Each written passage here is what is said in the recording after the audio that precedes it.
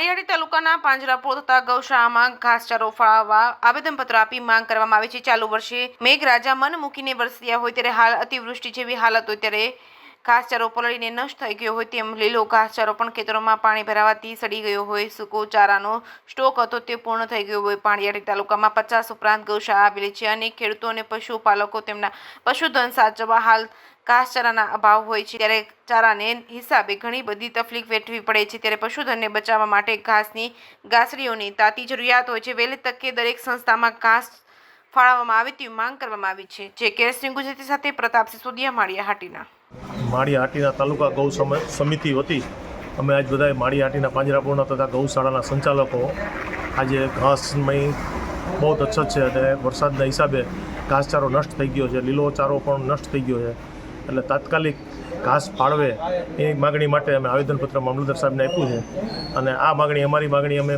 મુખ્યમંત્રી સુધી પહોંચાડવાની એમને વિનંતી કરેલ છે।